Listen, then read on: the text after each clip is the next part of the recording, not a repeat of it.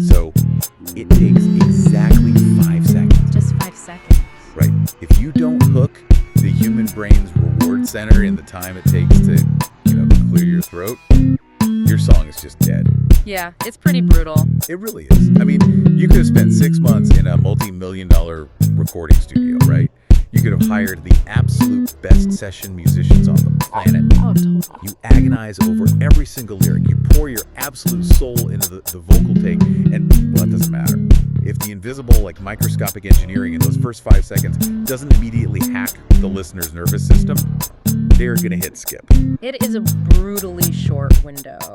And, it completely changes how we have to think about music. Yeah. We aren't just talking about writing a catchy melody anymore. I mean, we are talking about acoustics, cognitive psychology, and literally, sonic architecture. Which is exactly what we are dissecting today in this deep dive. Yeah. We're looking at the specific, highly engineered production technique that modern producers use to essentially take over your brain. And it really is a takeover. It is.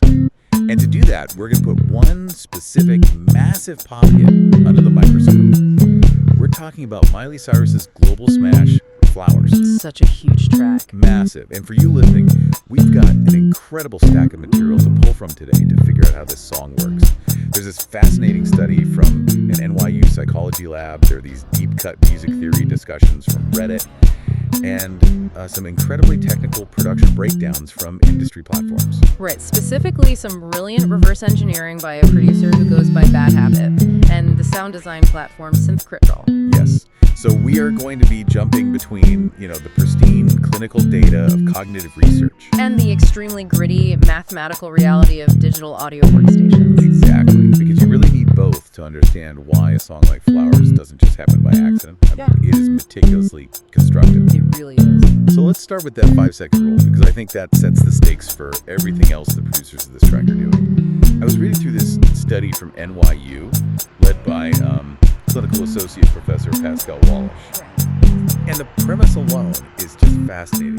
They wanted to know exactly how much of a song a person actually needs to hear before they decide if they love it or hate it. Yeah, so the researchers gathered about 650 participants, mostly university undergrads and residents around the New York City area. Okay. And they subjected them to this massive auditory test.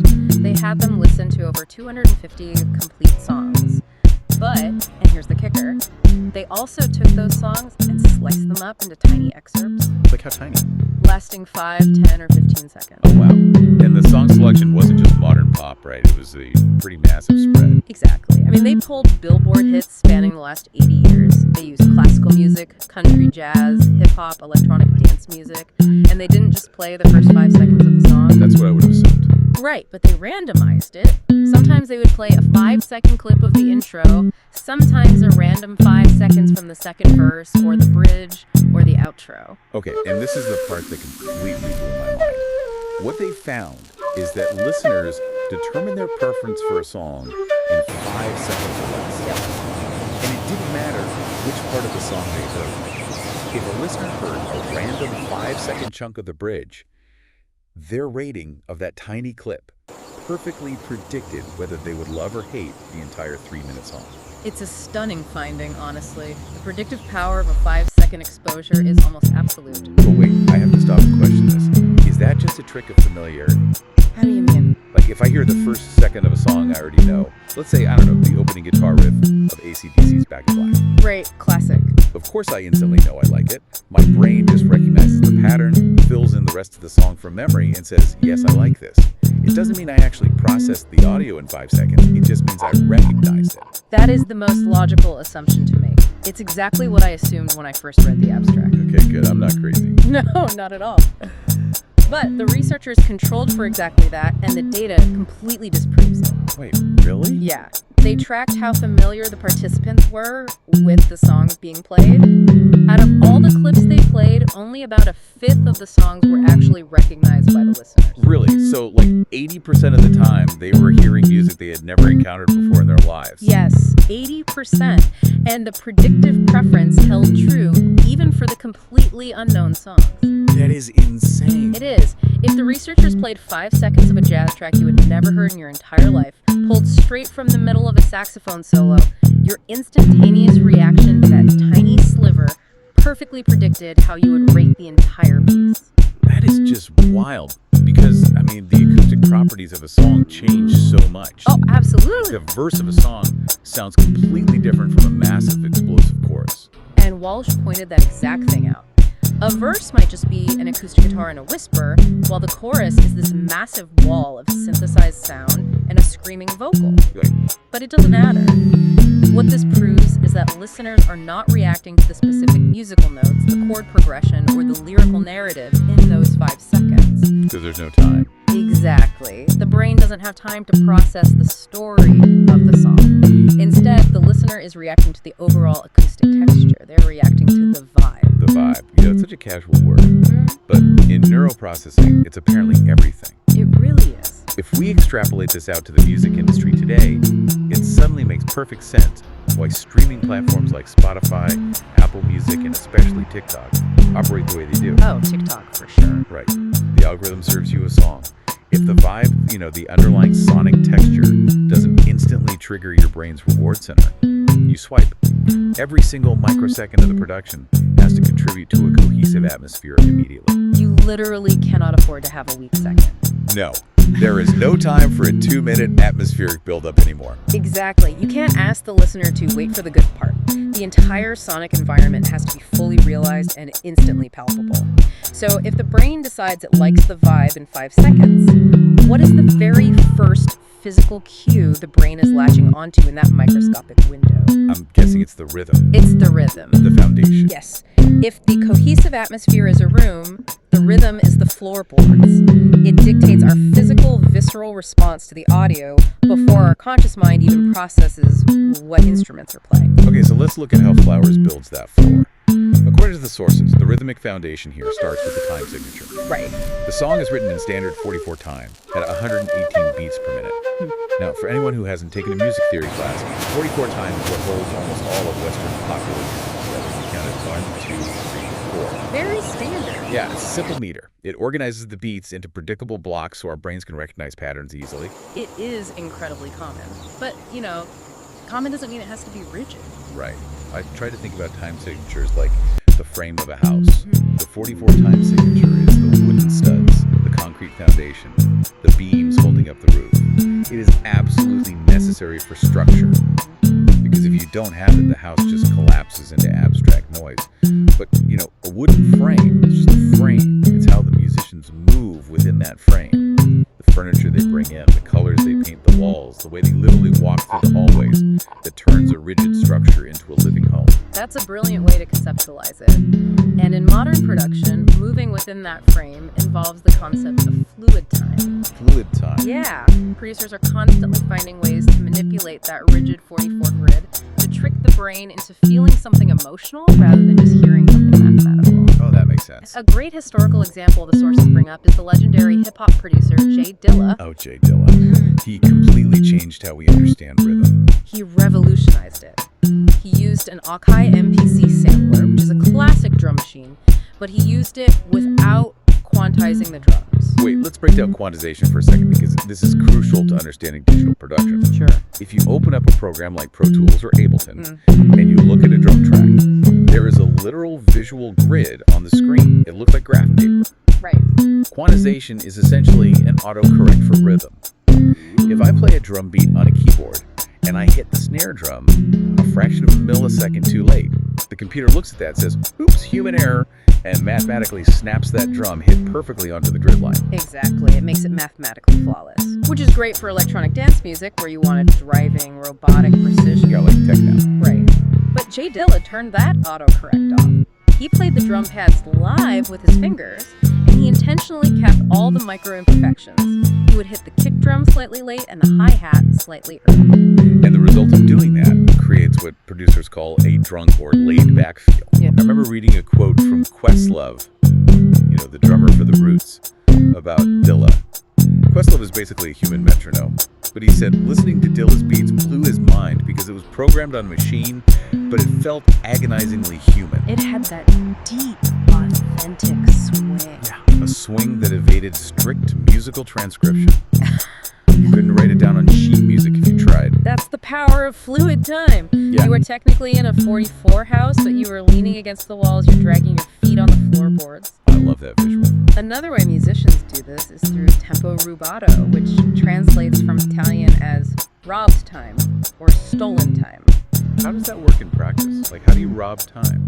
Imagine a jazz singer performing with a pianist.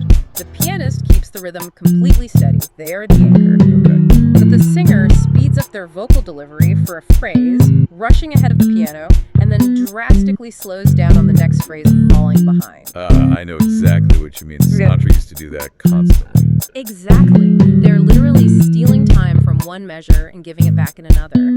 It creates this beautiful emotional friction. The brain expects the voice and the piano to line up perfectly, and when they momentarily don't, it creates a sense of yearning or tension. So, those are ways to bend a 44 frame. But the sources also brought up a really fascinating contrast to Flowers to show how entirely different time signatures can mess with our perception. They analyzed Seal's massive 90s hit, Kiss from a Rose. Oh, Kiss from a Rose is a masterclass in psychological rhythm. It's written in a 68 waltz rhythm. A waltz, so 1, 2, 3, 2, 2, 3. Exactly. Unlike 44 time, which has a very heavy marching secondary stress, triple meters like 68 inherently feel more circular. They roll. Yeah, they have a sway to them. But Seal and his producer, Trevor Horn, took it a step further to subvert how our brains process periodic beats. I was looking at the structural analysis of this. Culturally, we are deeply conditioned to expect musical phrases to resolve in groups of 4 or 8 bars. Yeah. We want symmetry. We crave it. But in the verses of Kiss from a Rose, Seal uses 5-bar phrases. Which is an incredibly unsettling yet beautiful choice. By adding that 5th bar, he completely avoids what music theorists call the 4th beat reset. The 4th beat reset. Yeah, your ear is patiently waiting for the rhythmic pattern to conclude and start over. You are waiting for the anchor to drop, but he holds you in suspension for an extra measure. You know, it reminds me of the shepherd tone illusion. Oh yes, a shepherd tone. That's an auditory illusion where a sound seems to be constantly, infinitely rising in pitch. Right. It feels like it's going higher and higher forever, but it never actually leaves its original frequency range. It's like a sonic barber pole. Because Seal removes that predictable, symmetrical anchor, the song never feels grounded. It feels like a continuous floating mystery. You are just spinning in this waltz that refuses to resolve when you expect it to. It perfectly matches the ethereal, somewhat gothic romance of the lyrics. But, to bring this back to Flowers... Right, because Flowers is not an ethereal waltz. Not at all. Flowers lives firmly in that rigid 44 disco pop house. But the producers manipulate that 44 structure using a completely different, highly engineered trick. They don't use fluid time. They don't use odd phrasing. They use what I can only describe as weaponized silence. Weaponized silence. Yeah. It sounds like a military tactic, but it is surgically precise audio engineering. And honestly, this might be my favorite discovery from this entire deep dive. It's so good. It happens at the most crucial moment of the song. Yeah. The transition from the pre-chorus into the main chorus. Okay, let's set the stage for what a listener expects. In 99% of pop, rock, or disco songs, the transition into the chorus is the climax. You have a drum fill building up, and then beat 1 of the chorus, the downbeat hits like a freight train. Always. You get a massive kick drum, a crash cymbal, the bass drops in, all the synthesizers fire at maximum volume. Your brain expects a heavy physical thud on beat 1. But listen to Flowers. Beat 1 of the chorus is left entirely empty. It's just nothing. The instrumentation completely pulls back. The massive kick drum drops out. There are no cymbals. The bass goes silent. The beat doesn't actually hit until beat 2. When I heard this, the best way I could visualize it was a slingshot. Because your brain is so deeply conditioned by thousands of pop songs to expect a massive impact on beat 1. When it doesn't arrive, it creates a momentary psychological vacuum. Yeah, that vacuum is key. You step on a stair that isn't there. That fraction of a second of silence acts like pulling back the rubber band of a slingshot. The energy and the tension are winding up in that negative space. It feels like the song is aggressively leaning backward. And then, when beat 2 finally hits, it unleashes the projectile. It gives the rhythm this incredible, swaggering forward momentum. That slingshot analogy perfectly describes the psychoacoustic effect. Yeah. And from an audio engineering standpoint, this is an absolute masterclass in leveraging perceived loudness. Okay, what is the difference between actual loudness and perceived loudness? Well, actual loudness is just decibels. It's how much physical air the speakers are pushing. In modern mastering, this is often called the loudness. Warp producers tend to compress audio so heavily that everything is loud all the time. Oh, I hate that. It's exhausting. The verse is loud, the chorus is loud, the waveform just looks like a solid brick. But when everything is loud, the brain adapts, and nothing actually feels loud anymore. It just causes ear fatigue. So it's like a white diamond. You put a white diamond on a white piece of paper, it sparkles, but it doesn't pop. But if you place that exact same diamond on a piece of pitch black velvet, it looks infinitely brighter. That's it, exactly. If the diamond didn't change its physical properties, its environment changed. If you want the chorus of a song to feel huge, turning the volume dial from 10 up to 11 doesn't work well. Instead, you drop the volume to 0 right before the hit. By clearing the sonic stage and using that pitch black velvet of silence on beat 1, the subsequent hit on beat 2 feels massive. It feels explosive. But if you look at the actual decibel meters, they haven't spiked. It's pure psychological amplification. They're using contrast as a surgical tool. What elevates this from just a cool production trick to actual art is how that silence perfectly mirrors the lyrical narrative. Let's look at what Miley is singing right at that moment. Okay, yeah. In the pre-chorus, she's reflecting on the breakup. She sings, "Started to cry, but then remembered IA." She's vulnerable. The lyrical context is about a house burning down, dreams dissolving. It's a moment of defeat. Exactly. And the music physically enacts her mental process. That split second of weaponized silence on beat 1 isn't just an audio trick. It is the literal sound of a mental pivot. It is a 180-degree emotional turn happening in real time. It's a realization. It's gasp of air. When the music crashes back in on beat 2, she delivers the punchline, "I can buy myself flowers." The arrangement is the soul of the message. If the music had just blared straight through beat 1, the realization wouldn't have felt earned at all. The silence is the space where the empowerment is forged. I love that. So when that slingshot is released and the rubber band snaps forward on beat 2, what exactly is the projectile that hits our ears? We mentioned the diamond on the velvet. What is the diamond? The projectile is the bass line? The bass line in this track is the undisputed engine. And it is not a simple instrument. The breakdown from synth Cracial gives us the exact anatomy of this bass patch, and it is a marvel of sound design. It's not just a guy plugging a bass guitar into an amp. Not at all. It is a highly sculpted hybrid sound. Let's break down how they built it. First, they used a sampler to import a single note, a C note, recorded from a real physical Fender Jaguar bass guitar. Okay. And they ran it through slight distortion to give it some analog grit and string noise. But a real bass guitar alone wasn't thick enough for a modern pop track, right? Right. It needed massive body to rattle club speakers. So they started layering synthesizers underneath the real bass audio. They added an analog sine wave in one oscillator. Wait, let's pause and define these terms for the listener. An oscillator is just part of a synthesizer that generates a raw sound wave, right?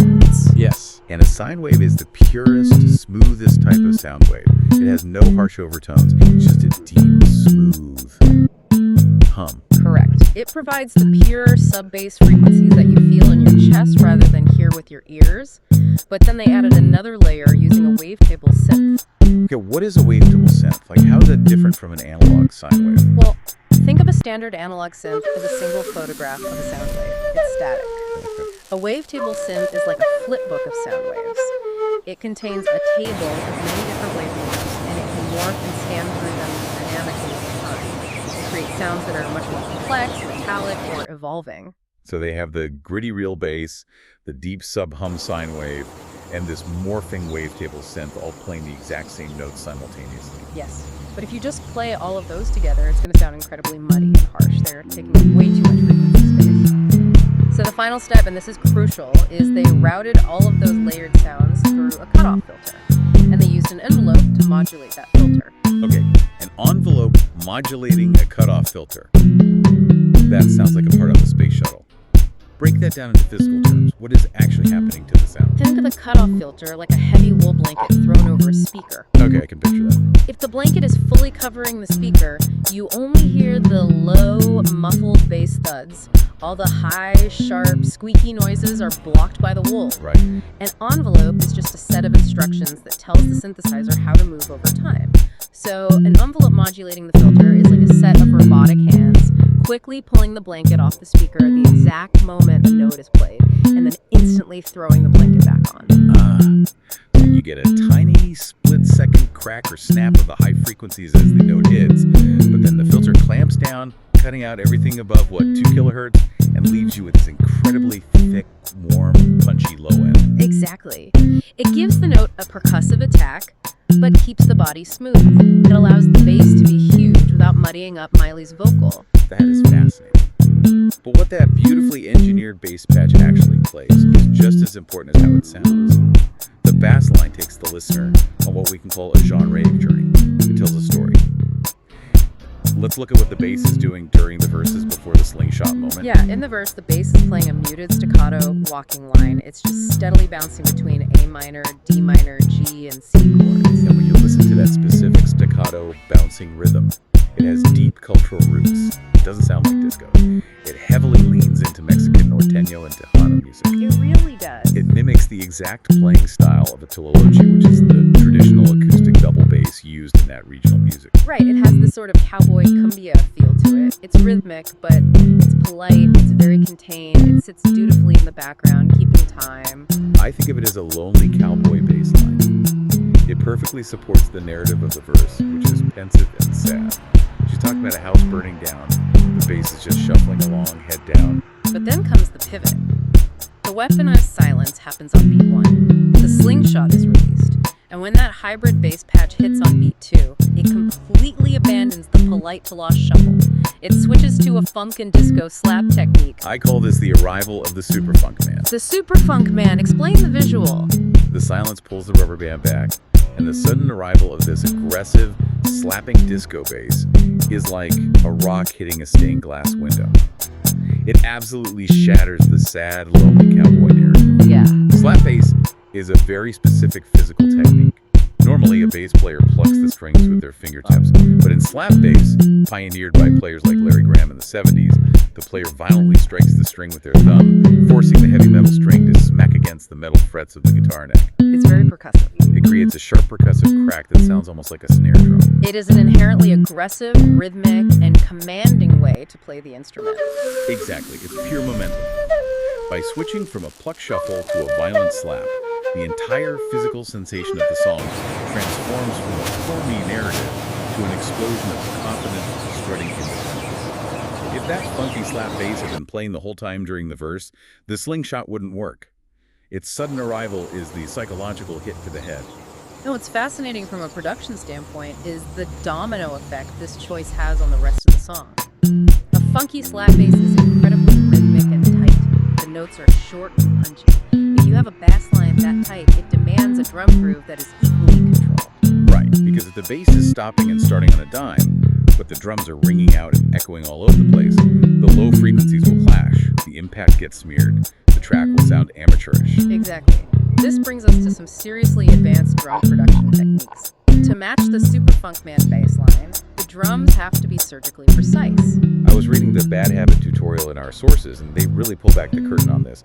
The producers wanted a very choppy, tight feel for the drums in the first half of the chorus. They wanted to feel stuttery before it eventually transitions into a smooth, driving disco beat later on. So how do you make drums sound choppy? A novice producer might just physically cut the audio file short or turn down the volume of the drum hits. But professionals use a much more sophisticated dynamic trick, drum gating. Specifically, they gated the drums using a sidechain. Okay, I have to admit, I struggled with the concept initially. I need to understand the mechanics here. I am familiar with regular sidechain compression. That is the classic EDM pumping effect. Oh, yeah. Like, if you listen to Daft Punk, you know exactly what sidechain compression is. You put a compressor on a synthesizer track, and you tell that compressor to listen to the kick drum. Every time the massive kick drum hits, the compressor automatically dips the volume of the synthesizer, physically making room in the speakers for the kick. And then between the kicks, the synthesizer volume swells back up. It creates a breathing, pumping feeling. Yes, that is sidechain compression. The kick ducts the audio. Sidechain gating is the exact opposite mechanism. So walk me through exactly what the Bad Habit breakdown showed they did in Flowers. Instead of a compressor, the producer loads a gate plugin. And they don't just put it on one drum, they put it onto the entire drum group. The kick, the snare, the hi-hats, all routed to one channel. Okay, what is a gate doing physically? A gate is essentially a very strict bouncer at a nightclub. If the audio signal doesn't reach a certain volume threshold, like a VIP pass, the gate stays completely closed. No audio gets through. It is pure silence. The moment the audio crosses the threshold, the gate snaps open and lets the sound out. But here is the genius, invisible part. They don't use the actual drums to open the gate. They create a completely separate, entirely silent trigger track in the software. A silent track? Yeah, they program this ghost track to just play steady, staccato quarter notes. Nobody listening to the song ever hears this track. Its only job is to send a control signal to the gate bouncer. So they link the gate on the drum group to this silent ghost track, which means the real drums are only allowed to be heard when the silent trigger track is active. Precisely. The instant the trigger note stops, the bouncer slams the door shut, and the drums are completely, instantly silenced. That is incredible. Yeah. And Bad Habit showed the specific parameters they used. They dialed in the release on the gate to around -14 gate reduction. What is the physical effect of slamming that door shut so fast on a drum kit? Well, think about what a real snare drum sounds like when you hit it. There's the initial crack of the stick hitting the skin, and then there's a natural ringing tail as the metal coils on the bottom of the drum rattle. By using this sidechain gate, that natural ringing tail of the snare is unnaturally and violently chopped off right in its tracks. And the hi-hat, which normally has a nice sizzling decay, is just barely allowed to peek through the closing gate before it gets choked out. It creates this hyper-controlled, microscopic, rhythmic swagger. Without that gate, the drums would bleed into each other and soften the impact of the bass. With the gate, every single drum hit feels like a tiny, sharp electric shock. It perfectly locks in with the Superfunkman slap bass. It really does. Totally visible engineering. The listener has no idea there's a ghost track controlling a digital bouncer, but that invisible architecture completely dictates the physical urge to dance. And if we pull back and look at the bigger picture, once you have that rhythmic foundation locked in, the gated drums and the slap bass, you've established an undeniable groove. The 5-second vibe check is passed. But a groove alone won't hold a modern listener's attention for 3 minutes. The brain adapts to patterns very quickly and gets bored. How do producers keep the subconscious mind engaged for the remaining 90% of the song? They use the secret seasoning. They use what the industry calls ear candy. Yes. Ear candy is a vital yet entirely subtle concept in modern music production. It refers to the micro elements, the tiny textural sounds, the brief effects, and the microscopic audio sweeps added to an arrangement specifically to spice it up. The best analogy I have for ear candy is the secret spices in a high-end restaurant dish. When you eat an incredible meal, you can't necessarily identify the pinch of cumin or the dash of smoked paprika or the drop of acidity from a lemon. You just know the overall flavor profile is complex and incredible. But if the chef forgot to add those microscopic elements, the meal would taste flat and uninspired. Ear candy often goes completely unnoticed by the conscious mind. If you asked a casual listener to name the instruments and flowers, they would never mention them. But it is the difference between a demo that sounds like it was made in a bedroom and a professional hit that sounds expensive. The Bad Habit tutorial cataloged a stunning amount of ear candy buried in the mix of flowers. Things you would never, ever notice unless you got your hands on the master files and soloed the individual tracks. Let's run through these because I want to understand why they work psychologically, not just what they are. First, in the verse, there is glass percussion. Yes. Mixed way down in the background, there are tiny, fragile, filtered percussion hits that sound like tapping on a crystal glass. And they didn't just loop a single sample. Each individual glass hit is tuned to a slightly different pitch. Why do that? Why not just use a standard shaker or a tambourine? Because the main beat in the verse is very steady and repetitive. By using tuned glass with shifting pitches, it creates subtle, internal melodic movement. It gives the high-frequency spectrum a sense of motion. The brain subconsciously tracks those shifting pitches, which keeps it engaged without distracting from Miley's vocal narrative. Okay, another one. There are reverse strings tucked into the verse. But Bad Habit pointed out they didn't just take an audio file of a violin and hit the reverse button on the computer. No, that would sound too obvious and clunky. Instead, they used a filter plugin with an automated input gain. Okay, break down the physics of that. How does automated input gain sound like a reverse string? Imagine pouring water into a funnel. If you pour it slowly, it flows straight through. Automated input gain is like starting with a trickle, and then over the course of a fraction of a second, exponentially opening the valve so a massive rush of water hits the funnel all at once. Oh, I see. They programmed the computer to take a sustained string note and exponentially boost the volume, feeding into a filter just before the downbeat. It creates this swelling, rushing, sucking. It pulls your ear toward the next beat, it creates a micro variation. I love that. And what about that weird, wobbly sound right before the slingshot silence? The pre-chorus organ swell. That is a brilliant piece of psychological tension building. They took a standard organ sound and completely mangled it. First, they ran it through a heavy distortion plugin, something like Camel Crusher, to give it an aggressive, fuzzy, overdriven bite. Then they pushed the tremolo depth to 100%. Tremolo being the effect that rapidly turns the volume up and down, right? Like a pulsing effect. Exactly. But they pushed the speed and depth of that pulsing to the absolute maximum limit. And then they chopped the audio clip to create a micro vibrato effect. So for a split second right before the chorus, this organ sound just violently stutters and ramps up in intensity. It sounds like an engine redlining just before a gear shift. It adds an immense amount of subliminal tension that makes the subsequent silence feel even more dramatic. And finally, let's talk about the textural shakers. During the post-chorus, when the groove is really flying and the disco beat is locked in, they added chopped shaker loops and subtle cabasses, but they mixed them incredibly low. We're talking negative 24 decibels. Okay, why does negative 24 decibels matter? If it's that quiet, why even include it? Because of how human hearing works. Look at the Fletcher-Munson curve, which maps human auditory perception. At extremely low volumes, our ears struggle to hear low frequencies, but we are still highly sensitive to high-frequency air and texture. At negative 24 decibels, you are feeling the acoustic texture of those shakers more than you are consciously hearing the rhythm. It's so perceptual. Yes. Digital recording software is inherently sterile. A computer grid has no air, no room tone, no life. By burying acoustic shakers at the absolute floor in the mix, they are tricking the brain. It injects this human live room shuffle back into the sterile digital environment. It gives the listener the subliminal illusion that they are in a room with a live band from the 1970s rather than listening to a hard drive. Okay, so ear candy sits in the background, adding flavor and subliminal motion. But what is happening right up front, center stage with the lead vocal? How do producers support the main melody, which is the actual protagonist of the song? This brings us to what is probably the most debated production element in the entire track among music theorists. The prominent woodwind synth that plays during the chorus. It has this very distinct, slightly reedy, oboe-like tone. I've seen Reddit threads arguing about the exact role of this instrument. People debate whether it's a responder or a rephraser. What is the difference? In arranging, a responder acts as a call and response element. The singer delivers a line, and then during the breath or the pause, the instrument plays a counter melody to fill the negative space. It's a conversation.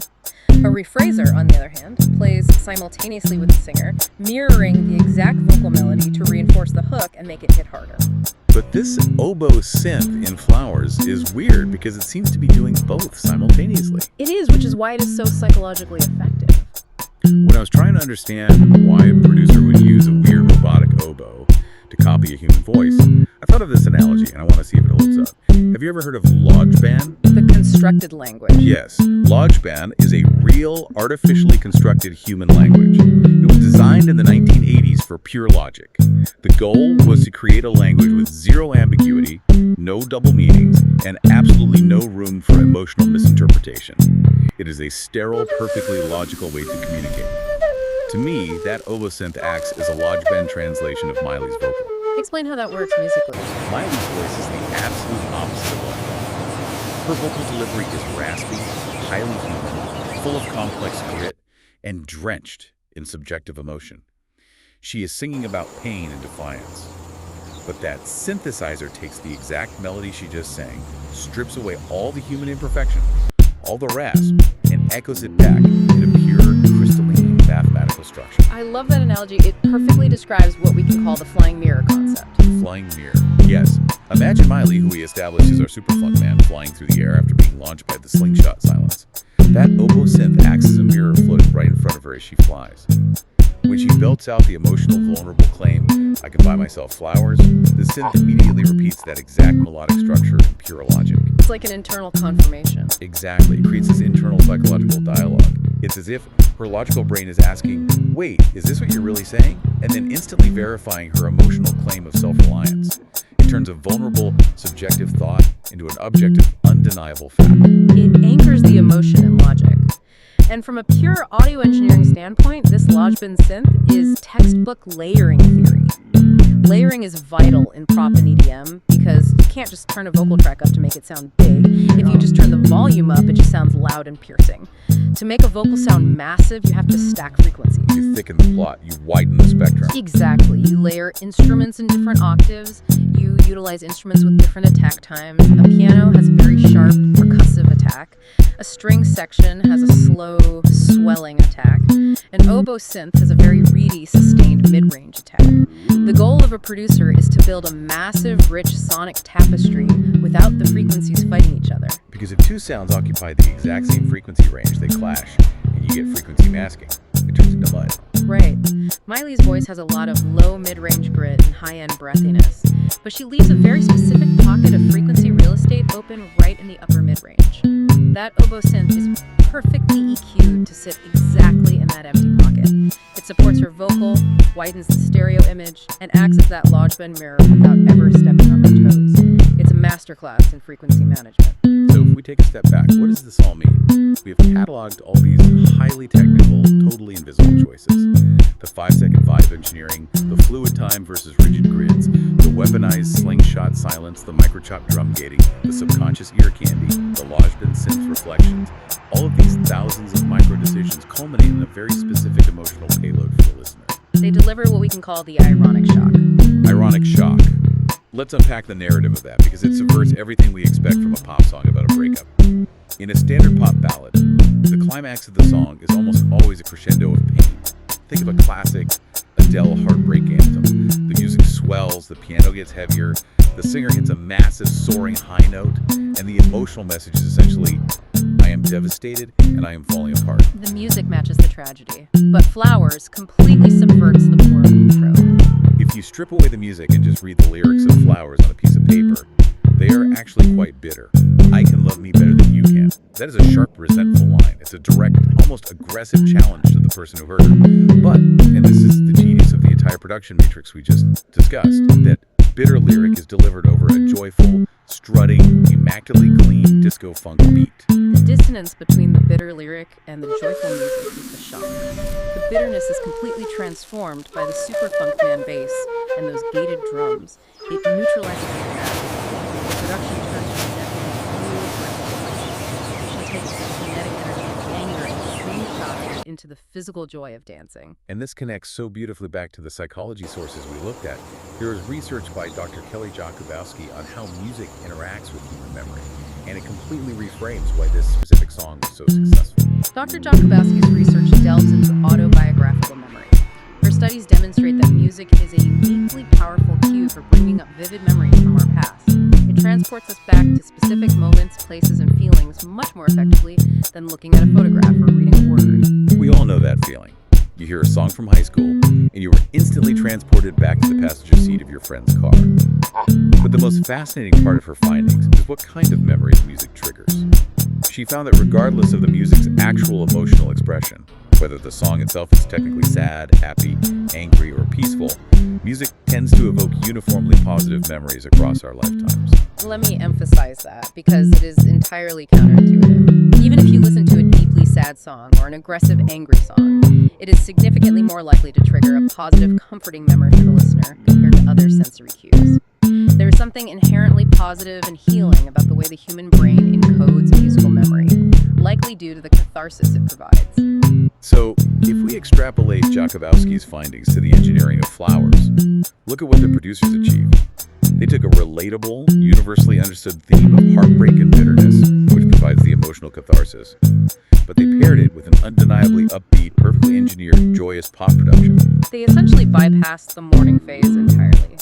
By wrapping a sad narrative in a joyous acoustic package, the song immediately embeds itself into the listener's positive memory banks. It hacks the memory encoding process. It gives you the emotional release of the heartbreak, but physically forces your nervous system to feel the joy of the recovery through the rhythm. Which perfectly explains the sheer, overwhelming longevity of the track. It wasn't just a fleeting TikTok trend. It's why the song spent an unprecedented 57 weeks at #1 on the adult contemporary charts. 57 weeks. That is over a year of completely dominating radio play. A song doesn't stay at #1 for a year just because it has a catchy melody. melody. It stayed there because it became a comforting, empowering psychological mantra that people wanted to live inside of. It provided a psychological safe haven, engineered down to the millisecond, allowing people to process negative emotions in a positive acoustic environment. Okay, let's recap this incredible journey. We start with a simple question. What happens in those first 5 seconds? Yeah. And how do you build a hit? We found out that a massive pop hit isn't just a lucky melody that a singer happened to hum while taking a shower. It is a highly engineered, meticulously crafted piece of psychological architecture. We saw how the 5-second vibe check dictates the entire cohesive atmosphere of the track. We explored fluid time versus rigid grids.